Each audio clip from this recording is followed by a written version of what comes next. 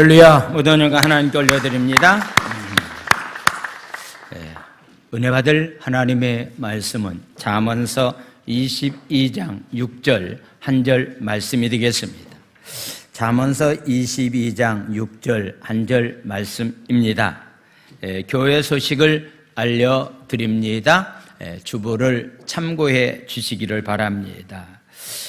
교회 실시간 예배가 오전 주일 11시 예배, 새벽 5시 예배, 금요 철야 8시 예배가 실시간 방송이 됩니다. 참고해 주시기를 바랍니다. 오늘은 어린이 주일로 주님 앞에 예배를 드리고 다음 주일은 어버이 주일로, 세 번째 주일은 스승 주일로 주님 앞에 귀한 예배를 드리는 가정의 달 예배가 있습니다. 특별히 가정의 달을 맞이해서 5월 5일 날 어르신 효도 관광을 하려고 합니다. 1일 관광을 하려고 합니다. 가능하시면은 그렇게 많이 불편하지 않으신 분들은 차를 통해서 이용하기 때문에 아마 걷는 거리는 거의 없다시피 할 겁니다. 그래 하셔서 여러분들이 꼭 함께 참석해 주시고, 어르신들을 모시기 때문에 도우미도 필요합니다.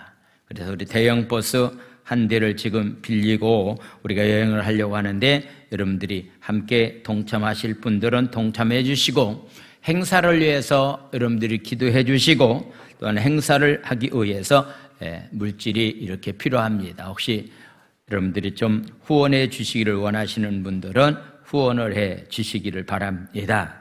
5월달 월상예배가 오늘 아침 첫날 시작이 되었습니다. 2일과 3일 날 여러분들이 한 달의 삶을 시작되는 월상예배 함께 나와서 말씀과 기도로 한 달의 삶을 시작할 수 있도록 그리해 주시기를 바랍니다. 특별히 우리가 오늘부터 점심 식사를 우리가 하려고 계획은 세웠지만은 아직도 이렇게 코로나가 사라지지 않는 가운데 있기 때문에 한 달 동안의 시간의 여유를 보고서 다음에 결정하도록 그리하도록 했습니다. 참고해 주시기를 바랍니다. 하나님의 말씀은 잠언서 22장 6절 한 절 말씀입니다. 한 절 말씀이기 때문에 우리 다 같이 2번 정도 이렇게 이 말씀을 서로 함께 읽도록 그리하겠습니다. 시작. 마땅히 행할 길을 아이에게 가르치라. 그리하면 늙어도 그것을 떠나지 아니하리라. 다시 한번, 마땅히 행할 길을 아이에게 가르치라. 그리하면 늙어도 그것을 떠나지 아니하리라. 아멘. 따라서 한번 복창합니다. 5월달의 감사는요, 따라서 복창합니다. 모든 것 주님께 맡기면 감사의 마음이 시작되고, 성령이 충만하면 감사가 넘칩니다. 아멘. 오늘 어린이 주일을 맞이해서 어떻게 자녀를 교육시킬 것인가라고 하는 그런 주제를 가지고서 말씀을 나누겠습니다. 결혼해서 자녀를 낳으면은 부모님들이 가지고 있는 공통적인 기도의 제목이 있다고 한다면은 어떤 방법을 가지고 자녀를 양육시켜야 하나님이 원하는 귀한 자녀로 양육받게 될 것인가 라고 하는 것에 대해서 가장 커다란 관심을 갖고 있습니다. 특별히 성경의 역사가 기록되어 있던 히브리 사람들, 유대인들은요, 다른 어떤 것보다도 자녀들에 대한 교육이 너무나도 훌륭하기 때문에 오늘날 많은 사람들이, 유태인들이 자녀 교육을 본받고 성경이 기록된 대로 어떻게 자녀를 양육할 것인가라고 하는 것에 대해서 깊은 관심을 갖고서 교육시키고 있는 그런 모습을 보게 됩니다. 5월달은 가정의 달이기 때문에 특별히 여러분들이 한 달 동안에 기도의 제목이 하나 있다고 한다면은 온 가족이 복음 안에서 하나가 되어서 서로 하나님을 사랑하고 이웃을 사랑하고 서로 섬길 수 있는 그런 가정으로서의 삶을 살아갈 수 있도록 위해서 기도하는 한 달이 되었으면 좋겠습니다. 133년 전에 1889년에 이 땅에 두 아이가 태어났습니다. 한 아이는 오스트리아 북쪽에서 태어났는데 그의 아버지는 몹시 성격이 굉장히 급했습니다. 그의 어머니는 주부로서의 일에는 흥미가 없고 사교 생활에만 흥미를 느껴 돌아다니기를 굉장히 좋아하는 그런 어머니였습니다. 그러다가 아버지가 세상을 떠났습니다. 어머니는 이 아이를 알코올 중독자인 숙모에게 맡기고 가출하고 말았습니다. 16세가 된 이 소녀는 중학교를 중퇴하고 가출하여 닥치는 대로 일을 하며 살다가 결국 독일 군대에 입대를 하게 되었습니다. 제1차 세계대전에서 독일이 패망한 후에 그는 정치계에 투신해서 극렬 분자가 되었습니다. 결국 1933년 독일 국민의 절대 지도자인 총독이 되었는데 그 사람이 바로 히틀러라고 하는 사람입니다. 히틀러 때문에 유럽에 있는 많은 나라들이 독일 자체가 굉장히 전쟁에 휘말려서 고통을 당했기 때문에 오늘날도 그의 이름을 잊지 않고서 많은 사람들에게 나쁜 영향을 끼치고 있는 그런 모습을 보게 됩니다. 같은 해에 바로 미국 텍사스에서 출생한 소년이 있었는데 이 소년은 어렸을 때부터 아버지와 어머니의 사랑을 흡족히 받으면서 성장을 했습니다. 아버지는 소년에게 하나님을 두려워해야 된다, 하나님을 경외하는 그런 마음을 가져야 된다라고 가훈을 삼고 가족 모두가 교회를 가장 적극적으로 섬기면서 봉사하는 그런 가정에서 성장을 했습니다. 이 소년은 군대에 흥미를 느끼고 웨스트 포인트 사관학교에 입학을 했고 훌륭한 어떤 면에서 성적으로 졸업을 하게 됐습니다. 바로 이 소년이 장성한 다음에 미국의 34대 대통령인 아이젠하워 대통령이 되었습니다. 1944년 6월 6일 이들 동갑내기는 전투에서 대면하였고 히틀러는 45년 4월 30일 지하 방공 대피소에서 스스로 목숨을 끊는 자살하는 그런 결과를 가져왔고 미국의 아이젠하워 대통령은 1969년 80세에 평화롭게 이 땅에서 삶을 살다가 죽음으로 말미암아서 이 땅에 살고 있는 미국 사람들에게 많은 어떤 면에서 애석함을 안겨주었다라고 하는 그런 얘기입니다. 같은 해에 태어났습니다. 유럽에서 한 사람은 태어났습니다. 한 사람은 미국에서 태어났습니다. 그런데 문제는 결과는 너무 엄청난 차이가 있었다라고 하는 것을 보게 됩니다. 어디에서 이런 결과가 왔느냐면은 어느 부모 밑에서 어떤 환경 가운데서 삶을 살았느냐라고 하는 것이 이런 엄청난 결과를 가져왔다라고 하는 것을 보게 됩니다. 자녀는 부모의 영향권을 절대로 벗어날 수가 없습니다. 그렇다고 한다면은 부모가 어떤 마음을 가지고 자녀를 양육해야 될 것인가 라고 하는 그런 말씀을 저는 성경에 근거해서 몇 가지 말씀을 오늘 드리겠습니다. 먼저는 하나님의 말씀으로 자녀를 양육하는 것이 먼저 꼭 있어야 된다라고 하는 그런 말씀입니다. 디모데후서 3장 14절에서 17절까지 말씀을 보겠습니다. 바울은 사랑하는 아들에게 해당되고 있는 목회하고 있는 디모데에게 이렇게 얘기합니다. 너는 배우고 확실한 일에 거하는 가운데서 내가 삶을 살아가야 된다라고서 말씀하고 있습니다. 배우는 가운데, 배움이 있는 가운데서 반드시 그 배움 때문에 확실함에 거하는 가운데서 삶을 살아갈 수가 있다라고 하는 그런 얘기입니다. 하나님의 말씀을 너는 잘 배워서 네가 목회 현장에서 아주 담대한 믿음을 가지고서 너는 삶을 살아가야 되고 사역해야 된다라고서 말씀하고 있습니다. 그래서 말합니다. 너는 내가 누구에게서 배운 것을 내가 알고 있다라고 말하고 있습니다. 바울은 디모데를 칭찬하면서 말하기를 디모데가 가지고 있는 청결한 양심과 거짓이 없는 믿음을 디모데를 향해서 칭찬하고 있습니다. 디모데가 거짓이 없는 믿음을 가졌다, 청결한 양심, 깨끗한 양심을 가지고서 삶을 살아가고 있다라고 하는 거에 말하기를 네 외할머니에게 그런 믿음이 있더니 너에게도 그런 믿음이 있고 어머니에게 있었던 믿음이 너에게도 있다라고서 말씀하고 있는 겁니다. 할머니에게 있던 믿음이 어머니에게 있었고 어머니에게 있었던 믿음이 역시 디모데에게 믿음이 흘러와서 그런 귀한 믿음을 가지고 사역을 감당했다라고 하는 것을 이야기를 하고 있습니다.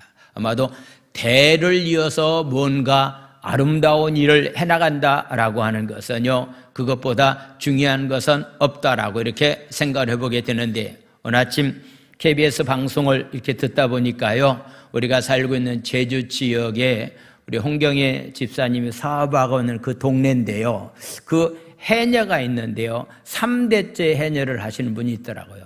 우리 강복순 권사님도 지금 2번째, 이제 2대째 해녀 선교사로 이렇게 일하고 있는 3대째예요? 근데 그 젊은 여자가요, 할머니가 하던 일, 어머니가 하던 일, 자기가 하던 일에 대해서 굉장히 자신감을 가지고서 이렇게 해녀의 삶을 살아가고 있는 그런 모습을 보았습니다.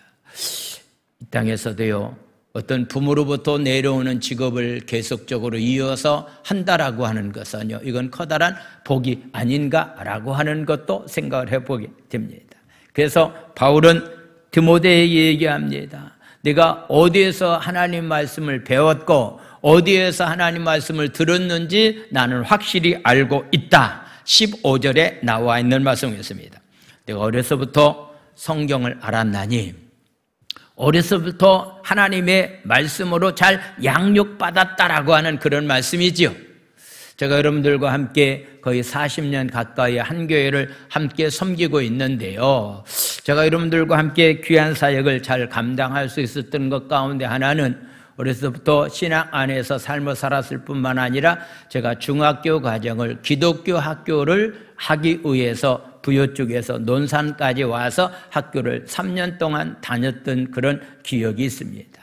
그래서 그때 배운 하나님의 말씀이 내가 지금 목회 현장에 굉장히 커다란 어떤 면에서 도움이 주고 있는 그런 모습을 보게 됩니다. 어렸을 때부터 너는 성경을 알았다. 그런데 성경은 능히 너로 하여금 예수 안에 있는 믿음으로 말미암아 구원에 이르는 지혜가 있게 하는 것이 바로 하나님의 말씀이다라고 말합니다. 그러면서 16절은 이렇게 말합니다. 모든 성경은 하나님의 감동으로 된 것이기 때문에 우리가 이 땅에 사는 동안에 필요한 교훈과 책망과 바르게 함과 의로 교육하기에 너무너무 유익한 것이 바로 하나님의 말씀이다라고 말하고 있습니다. 자, 17절은 우리 다 같이 읽겠습니다. 17절은 시작. 이는 사람으로 온전하게 하며 선한 일을 행할 능력을 갖추게 하려 함이라. 아멘. 하나님이 보시기에 온전한 사람으로 만들어가는 것이 하나님의 말씀을 통해서만 이루어진다. 하나님 나라를 위해서 선한 일을 행할 수 있는 능력이 어디에서 오느냐고 묻는다고 한다면 그것이 바로 하나님의 말씀에서 온다라고서 성경은 우리에게 밝히 말씀하고 있는 모습을 보게 됩니다. 며칠 전에 국민일보에 나와 있는 그런 기사를 통해서 보니까요, 오늘날 교회를 신뢰하지 않고 있다라고 하는 그런 얘기입니다. 어느 정도 신뢰하지 않는가? 2020년대에는요 32%가 신뢰하지 않았다라고 하는 그런 얘기입니다. 가면 갈수록 신뢰도가 낮아지는데 2021년도에는 21%, 2022년도에 와서는 약 한 18% 정도가 교회를 신뢰하고 나머지 82%에 해당되는 사람은 교회를 인정하지 않는다라고 하는 그런 얘기를 하고 있습니다. 왜 이런 일이 일어나고서 묻는다고 한다면은 기록된 말씀대로 우리 신앙인들이 삶을 살아가야 될 텐데 말씀대로 삶을 살지 못하고 있었기 때문에 세상 사람들로부터 인정받지 못한 가운데서 삶을 살아가는 그런 경우들이 너무 많이 있다라고 하는 그런 얘기입니다. 이제라도 늦지 않습니다. 많은 세상 사람들이 왜 기독교인들을 신뢰하지 못하느냐고 물었을 때 교회의 지도자들을 신뢰하지 못한다. 목사들을 신뢰하지 못한다는 거예요. 교회 안에 있는 지도자들을 신뢰할 수가 없다라고서 이렇게 말씀하고 있기 때문에 먼저 우리는 누구를 탓하기 전에 목사인 저부터 회개해야 되고 교회 지도자에 해당되는 우리 장로님들과 귀한 직분을 맡은 사람들이 먼저 하나님의 말씀에 비추어서 철저한 회개를 통해서만이 한국교회가 다시 회복되는 귀한 역사가 일어날 수 있게 된다라고 하는 그런 사실을 우리에게 말씀을 하고 있습니다. 그래서 바울은 말합니다. 성경에서 하나님의 사람으로 온전케 만들어지는 것은 말씀이다라고 말하고 있는 겁니다. 그래서 오늘 또 5월달 가정의 달을 맞이해서 여러분들이 자녀들을 양육하는데요, 세상적인 것도 참 중요합니다만은 하나님의 말씀으로 잘 양육시키는 것이 무엇보다도 중요하다라고 하는 그런 얘기입니다. 부모님들이 가지고 있는 생각 가운데 하나는 좋은 대학을 들어가기를 원하는 것이 부모님들이 가지고 있는 생각입니다.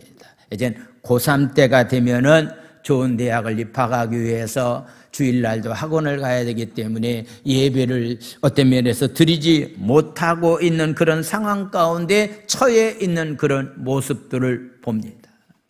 저는 한 교회를 지금 거의 40년 가까이 섬기고 있기 때문에 3대째 신앙생활하는 사람들의 모습을 보게 됩니다.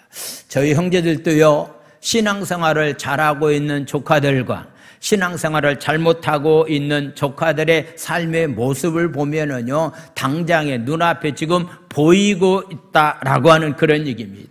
신앙으로 잘 양육받은 사람들이 다음 세대는 하나님의 축복된 가운데 삶을 살아가고 있지만은 그렇지 못한 사람들에게는 힘들고 어렵다라고 하는 것을 보게 됩니다. 우리는 적어도요, 하나님의 말씀을 통해서 나는 누군가라고 하는 자신을 발견하게 됩니다. 내가 누군가라고 하는 자신, 나의 정체성을 먼저 발견하는 것은 굉장히 중요합니다. 나는 누굽니까? 나는 죄인입니다.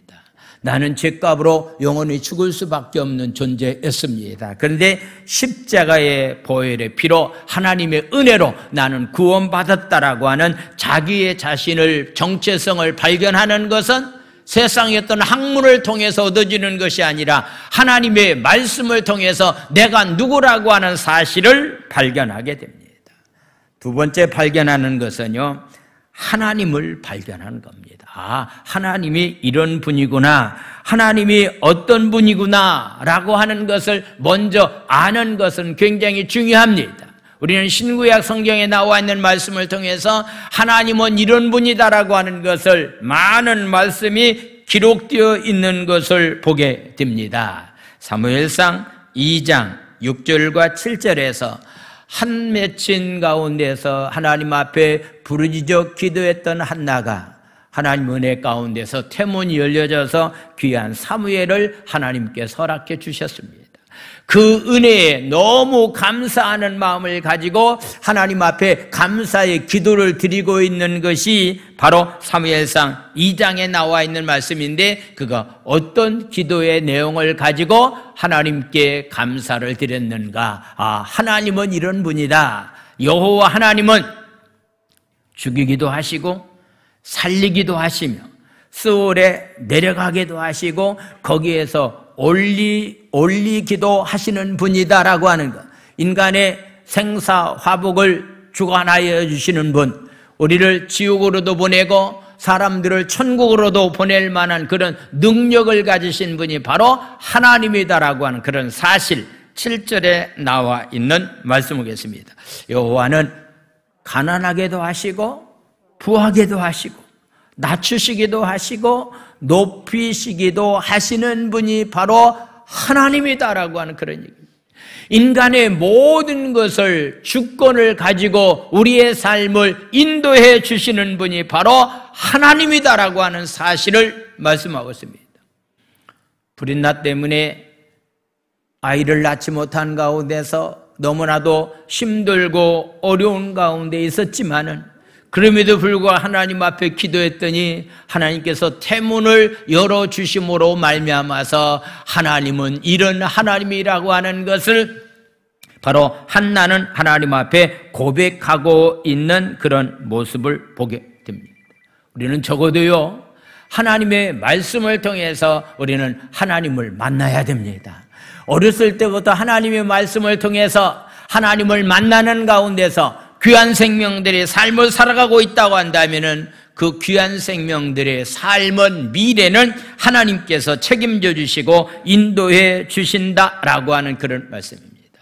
우리는 하나님의 말씀을 통해서 사명감을 발견하게 됩니다. 내가 이 땅에서 해야 될 만한 것들이 과연 어떤 것들인가라고 하는 것, 내가 지금 이 땅에서 무엇을 해야 될 것인가라고 하는 것, 이 사명감을 가지고서 그 사명감 가지고 주어진 일에 대해서 귀하게 쓰임받는 것이 무엇보다도 중요하다라고 하는 그런 말씀입니다. 그래서 내가 누구라고 하는 정체성은 하나님의 말씀을 통해서 발견하게 됩니다.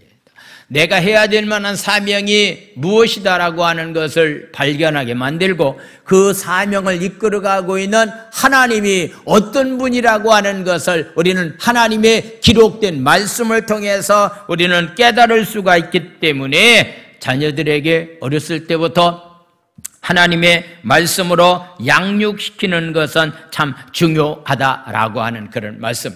두 번째, 우리는 사랑의 징계로 양육해야 된다라고 하는 그런 얘기입니다. 요즘 많은 사람들이 이구동성으로 얘기합니다. 학교 교육이 굉장히 힘들어지고 있다. 옛날에는 잘못하게 되면은 잘못했다고 해서 선생님으로부터 이렇게 채찍도 맞고 매를 맞고 벌도 이렇게 받았는데 지금은 그렇게 할 만한 그런 교육이 아니기 때문에 굉장히 힘든 면도 있다라고 말하고 있습니다. 잠언서 기자는 우리에게 뭐라고 말씀했는가? 13장 24절에 나와 있는 말씀을 보겠습니다. 매를 아끼는 자는 그의 자식을 미워함이라.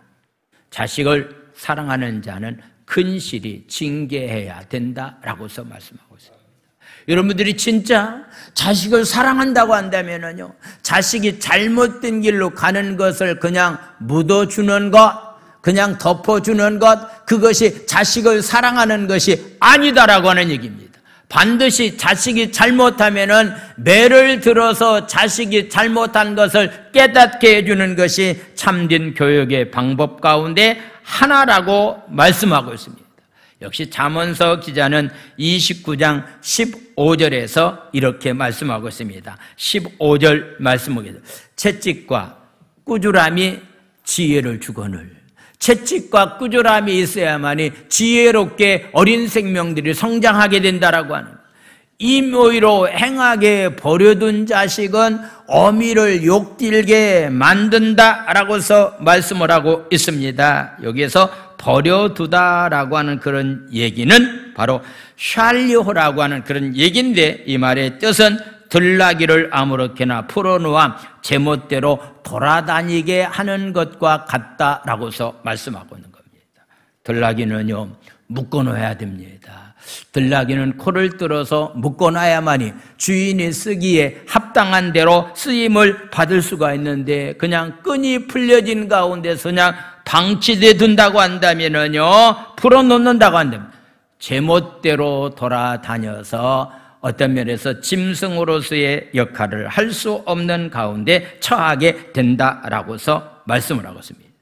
자녀들이 잘못했다고 한다면 깨달을 수 있도록 꾸준함과 적절한 훈계가 반드시 자녀들 교육 가운데서 있어야 된다라고 하는 그런 사실을 우리에게 말씀을 하고 있습니다. 우리가 지금 말하고 있는 계곡 살인 사건 아시죠? 계곡 살인 사건, 김인혜라고 하는 사람인데요. 아마 이렇게 보험금을 탄하기 위해서 남편을 죽인 그런 살인 사건인데요. 그 어린 시절에, 김인혜의 어린 시절의 성장 과정이 평탄하지는 않았다라고 하는 그런 이야기를 듣습니다. 그래서 그렇게 평탄하지 못한 가정에서 어린 시절을 보내다 보니까 성장해서도 그런 끔찍한 일을 해내고 있는 그런 모습을 보게 됩니다. 버려두게 되면은, 자식을 그냥 내버려 두게 되면은, 방치해 두면은 엄청난 끔찍한 일이 일어날 수밖에 없다라고 하는 그런 얘기입니다. 혹시 여러분들 요즘 개를 키우는 분들이 굉장히 많이 있고, 그러면서 자식처럼 함께 이렇게 사는 사람들이 굉장히 많이 있는데, 사나운 개는 반드시 밖으로 나올 때는 어떻게 해야 되죠? 개줄을 꼭 메고서 나와야 된다. 근데 개줄의 길이가 몇 미터인지 아십니까? 어느 분이 얘기했더라고. 2미터 이상이 되어서는 안 된다는 거예요. 2미터 정도는 너무 길어버리면 마음대로 다니기 때문에 2미터 정도의 길이를 두고서 개 목걸이라고 해서 개를 데리고 운동할 수도 있다라고 하는 그런 이야기를 하고 있습니다. 그런데 교훈과 어떤 면에서 책망을 가지고 꾸준함을 가지고서 만약에 자녀를 잘 양육시키면은 어떤 일이 일어나는가 29장 17절에 나와 있는 말씀을 보겠습니다. 17절 말씀. 내 자식을 잘못했을 때 징계하라. 그리하면은 그가 너를 평안하게 하겠고 또 내 마음에 기쁨을 주겠다라고서 말씀하고 있는 거예요. 너를 평안하게 한다.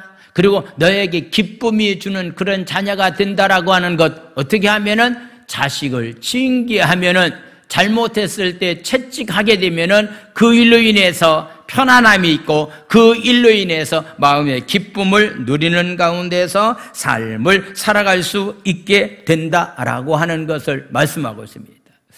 부모가 자식을 매질하고 책질하고 훈계하고 책망할 당시는 그것처럼 어려운 것이 어디 있겠습니까? 그래도 그것이 장래에는 부모에게 편안함을 가져다주고 장래에는 부모에게 기쁨을 주는 것이 자식이 잘못했을 때 징계를 하는 일이다라고서 말씀하고 있습니다. 자녀에게 징계하는 것이 일시적인 면에서 괴롭고 힘들지만은 징계를 통해서 반드시 자녀를 바르게 인도하고 바른 길 가운데서 삶을 살아갈 수 있도록 해주는 것이 하나님의 말씀을 가지고 채찍하고 하나님의 말씀을 가지고 징계하는 가운데서 양육하는 것이 참 중요하다. 그 다음에 바울은 우리에게 말하고 있습니다. 에베소서 6장 4절에 나와 있는 말씀을 보겠습니다. 어떻게 자녀를 양육해야 될 것인가? 에베소서 6장 4절 말씀을 보겠습니다. 또 아비들아 너의 자녀를 노엽게 하지 말고 오직 주의 교훈과 훈계로 양육해야 된다. 교훈과 훈계로 양육해야 된다라고서 말씀을 하고 있는데, 여기서 말하고 있는 교양이라고 하는 말인데 이것은 바로 잘 훈련시킨다. 잘못한 것이 있을 때마다 채찍질해서 잘 훈련시킨다라고 하는 것을 말씀을 하고 있습니다. 아마도 책벌을 가한다라고 하는 것, 채찍을 가한다라고 하는 것이 어렵지만은 그것이 바로 잘못된 것을 수정하는 길이 바로 채찍이다라고서 말씀을 하고 있습니다. 사무엘하의 잠언서 13장에 나와 있는 말씀을 한 절 한번 다시 보겠습니다. 잠언서 13장 24절에 나와 있는 말씀. 매를 아끼는 자는 그의 자식을 묘합니다. 자식을 사랑하는 자는 근실히 징계한다. 진짜 자식을 사랑한다고 한다면은 매질을 하라고 하는 그런 말씀입니다. 잠언서 23장 13절 14절 말씀을 보겠습니다. 잠언서 23장 13절 14절 말씀, 어떻게 아이를 훈계하지 아니하려고 하지 말라. 채찍으로 그를 때릴지라도 그가 죽지 아니한다.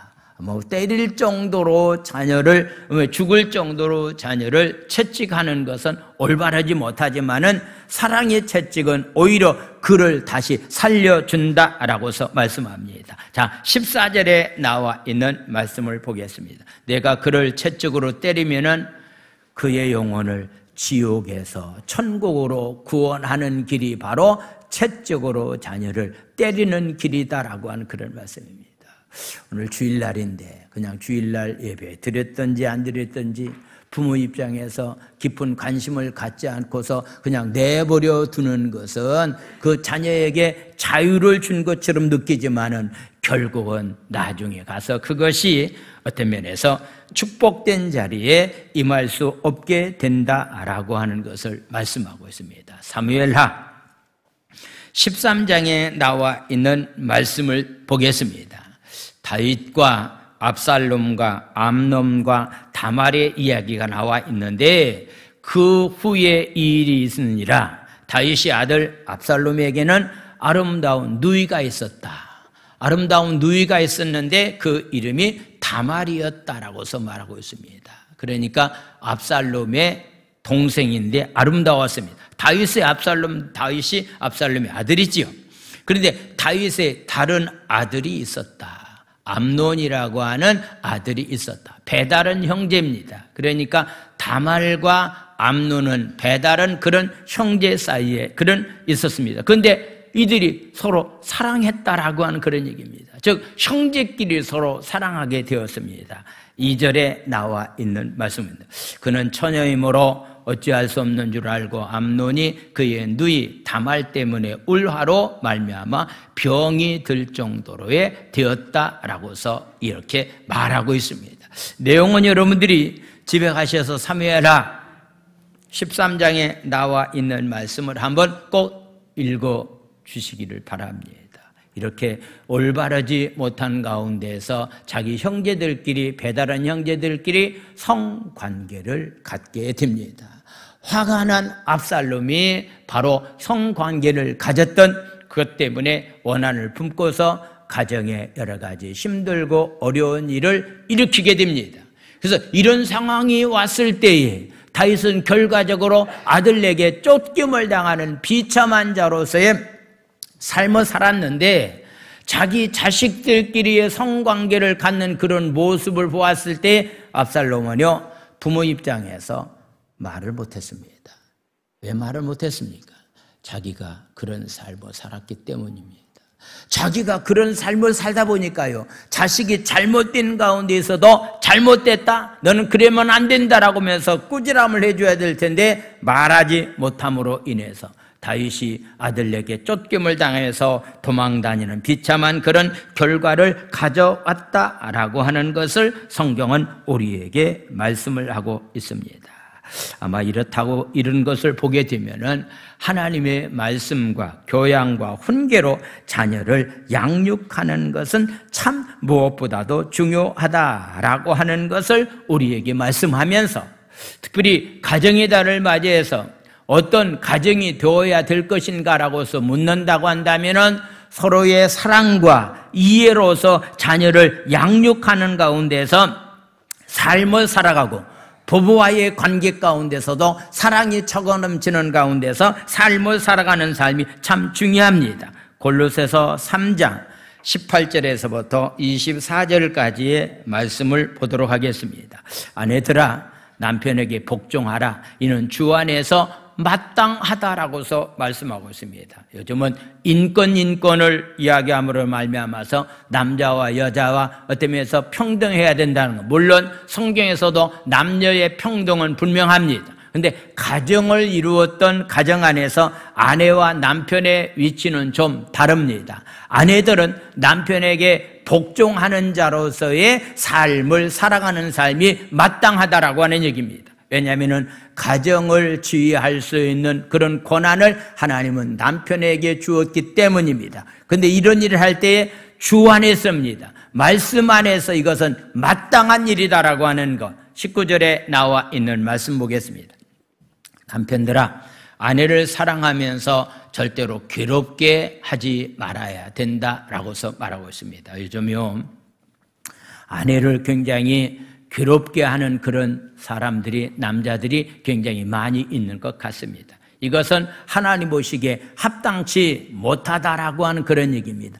아내를 사랑하고서 절대로 괴롭게 해서는 아니 된다라고 하는 그런 사실을 우리에게 주는 교훈은 이렇습니다. 요즘요, 남편들에게 고통과 괴로움을 당한 아내들이 가야 될 만한 곳이 없기 때문에 정부 차원에서도요, 여성 피난처라고 하는 시설을 만들어 놓았습니다. 제주 시내에도 지금 몇 군데 있는데 거기는 특별한 장소이기 때문에 아무나 아는 장소는 아닙니다. 피난처가 지금 만들어지고 있었다라고 하는 것은 요즘 아내에게, 남편에게 학대를 당하고 고통당하고 있는 그런 어떤 면에서 여인들이 많이 있는 그런 모습도 우리는 발견하게 됩니다. 이런 일들이 절대로 있어서는 아니 된다라고서 말씀을 하고 있습니다. 자, 20절에 나와 있는 말씀을 보겠습니다. 부모와 자식 간의 관계는 어떠해야 되겠는가라고 하는 그런 얘기입니다. 자녀들아, 모든 일에 부모에게 순종하는 자로서의 삶을 살아라. 이는 주 안에서 기쁘게 하는 것이다. 기억하십시오. 성경에서 항상 말하고 있는 부부와의 관계나 부모와 자식 간의 관계를 말할 때마다 빠지지 않는 그런 말씀이 있는데 주 안에서입니다. 말씀 안에서입니다. 말씀을 벗어난 가운데서 이루어지는 일은 올바르지 못하다라고 하는 얘기입니다. 21절에 나와 있는 말씀을 보겠습니다. 21절 우리 한번 다 같이 읽겠습니다. 시작. 아비들아, 너의 자녀를 노엽게 하지 말지니 낙심할까 함이라. 자녀를 노엽게 하지 말라. 흥분시키게 하지 말라.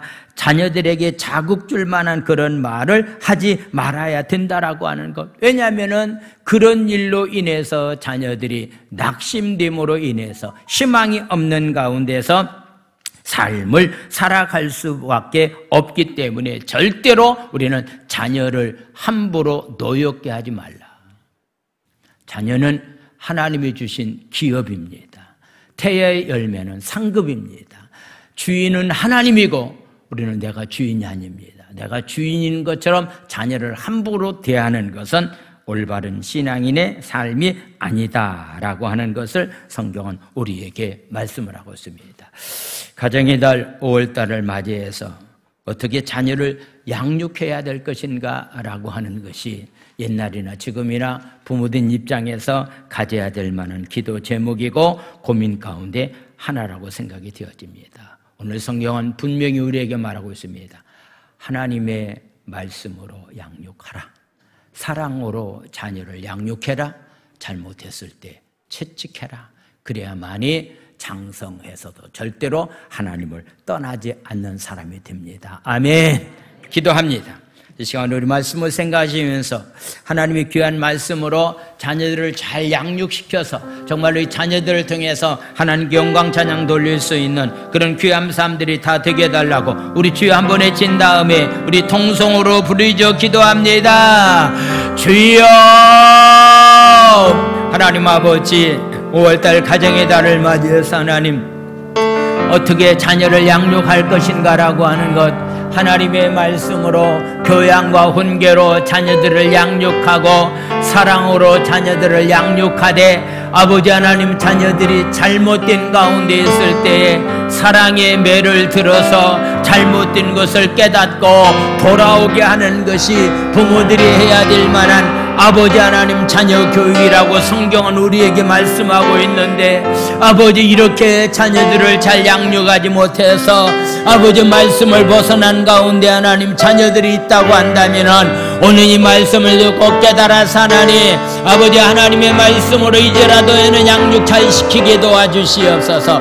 사랑으로 양육시키게 도와주시고 잘못했을 때마다 하나님 채찍을 들어서 잘못을 깨닫고 돌아올 수 있도록 하는 일이 하나님, 크게 쓰임받는 자로서 하나님 삶을 살아갈 수 있는 하나님 아버지 그런 귀한 삶들이 다 될 수 있도록 하나님의 은혜가 우리 가운데 임하기를 원합니다. 하나님의 은혜가 우리 가운데 임하기를 원합니다. 자식이 하나님의 신앙생활을 벗어난 가운데서 말씀 안에서 삶을 살지 못한 가운데 있으면서도 아무 일 없는 것처럼 하나님 아버지 우리가 신앙생활하고 있다고 한다면은 아버지 하나님 앞에 하나님 잘못된 삶을 살아가고 있습니다. 아버지 신앙을 벗어난 일이 있을 때마다 채찍을 들어서 하는 그들이 신앙 안에 들어올 수 있도록 하는 일에 양육시키는 귀한 삶들이 다 될 수 있도록 하나님 아버지 은혜와 자비와 긍휼을 우리에게 하나님 아버지 허락하여 주시옵소서. 할렐루야. 하나님 아버지를 찬양합니다. 찬양합니다.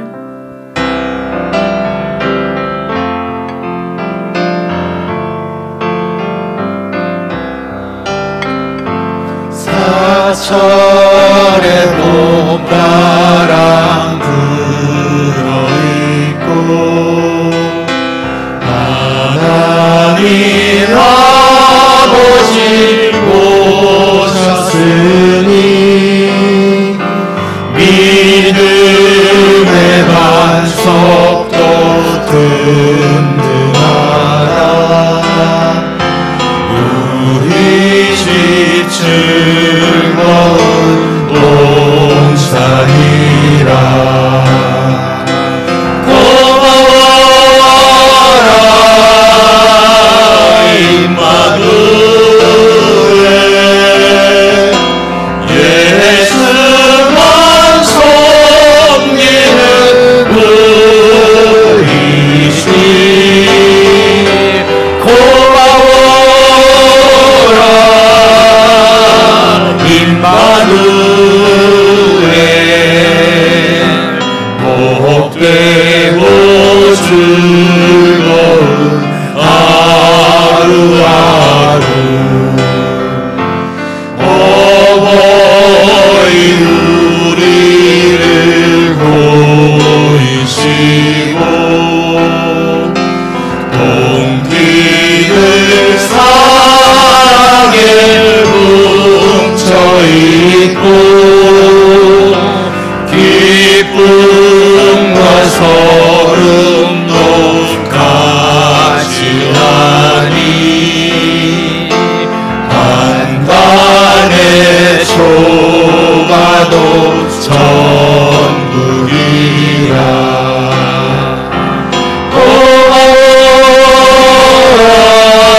고마워라 임마누엘, 예수와 섬기는 우리 집. 고마워라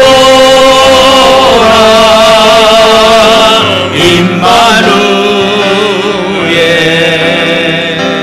복되고 즐거운 하루하루.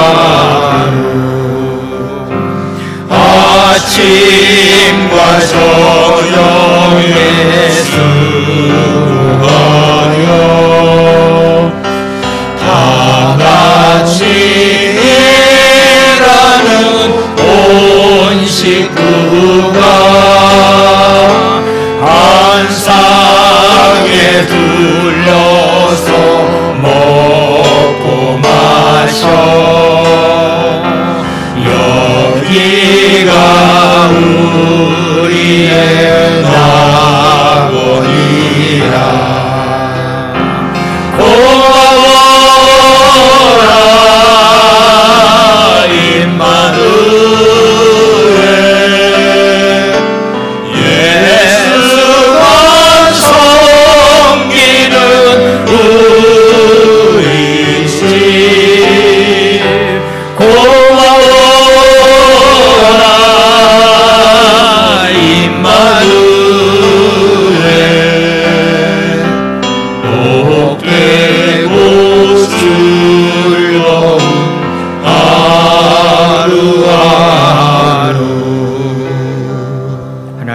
같이 5월달 가정의 달을 맞이해서 온 가족이 복음 안에서 하나가 되어서 하나님 잘 섬기고 이웃을 잘 섬기고 부모와 형제들을 잘 섬길 수 있는 하나님의 축복된 가정들이 되기 원합니다. 가정을 하나 되지 못하게 만들고 사랑의 삶을 살지 못하게 만드는 악한 것들을 예수의 이름으로 물리쳐 주시옵소서. 가정마다 악한 것들이 일체 틈타지 못하도록 성령의 검으로 지켜 주시옵소서. 그래서 하나님 원하는 행복한 가정, 하나님 원하는 축복된 가정이 다 되기를 원합니다. 오늘도 시간을 드리고 마음을 드리고 정성껏 귀한 예물을 주님 앞에 드려오니 주께서 축복하여 주시옵소서. 코로나 때문에 아직도 하나님 육체 연약함 가운데서 고통당하는 가정이 있습니다. 십자가의 보혈의 배 능력으로 깨끗이 치유하여 주실 줄로 믿습니다. 예수님의 이름으로 감사하며 축복 기도 드려옵나이다. 아멘. 자리에서 일어나셔서 주기도 말씀 드린 다음에 축도로 예배를 마치겠습니다.